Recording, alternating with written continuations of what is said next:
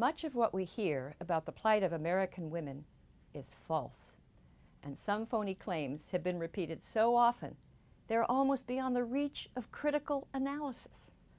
Coming up next on The Factual Feminist, 5 feminist myths that will not die.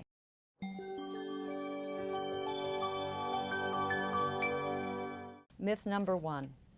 Women are half the world's population, working 2/3 of the world's working hours, receiving 10% of the world's income, and owning less than 1% of the world's property.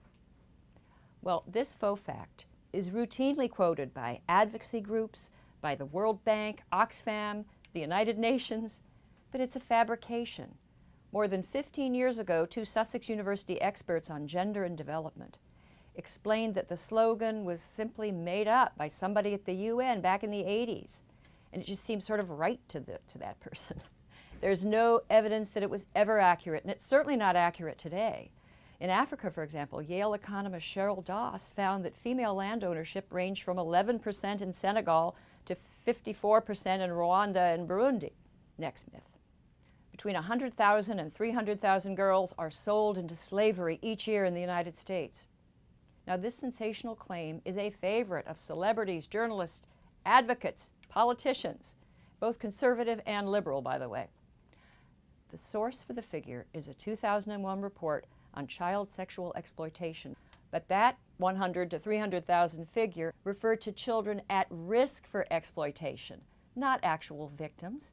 And as one of the authors made clear in an email exchange that he had with the Village Voice, the actual number of children abducted and pressed into sexual slavery is, quote, a few hundred. That's still 100 too many, but they're not going to be helped by a 1,000-fold inflation of the number.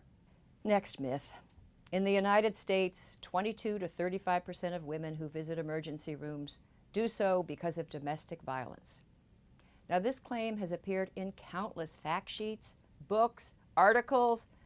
It's in the Penguin Atlas on Women. They use this emergency room figure to justify placing the United States on par with Uganda and Haiti for intimate violence. Well, what is the source? It seems that several feminist scholars misunderstood a 1997 study by the Justice Department. The correct figure is not 22 to 35%, but get ready, less than 1/2%. Next myth. 1 in 5 college women will be sexually assaulted. Now, this incendiary figure is everywhere in the media today. The 1 in 5 figure is based on a survey called the Campus Sexual Assault Study. But 2 prominent criminologists have noted fatal flaws. It had a very low response rate, a non-representative sample of respondents, and an overly broad definition of what counts as assault. I mean, it included such things as attempted forced kissing or intimate encounters while intoxicated. Now, defenders of the 1 in 5 figure will reply that the finding has been replicated by other studies, but these studies suffer from the same sorts of flaws. Now, the best study that we have on sexual assault on campus suggests the figures are closer to 1 in 40, not 1 in 4. 1 in 40 is still bad, but apparently not bad enough for the activists. And now for the mother of all feminist factoids. Women earn 77 cents for every dollar a man earns for doing the same work. Now, no matter how many times this wage gap claim is decisively refuted by economists, including feminist economists, it always comes back.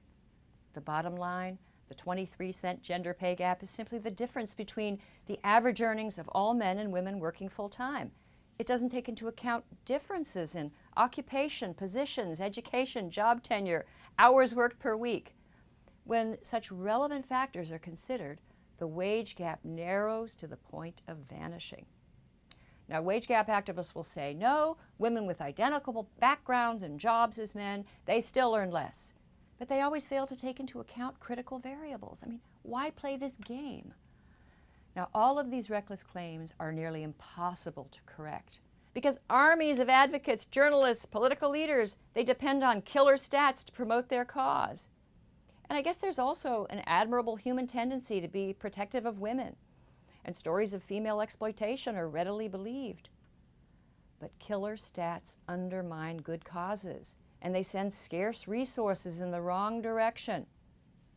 My advice to women advocates: take back the truth. And if any of you have questions about anything I've said or would like to see other dubious feminist facts investigated, please leave comments below. And if you appreciate what I'm doing here, please subscribe to the series and follow me on Twitter. And remember, check your facts, not your privilege.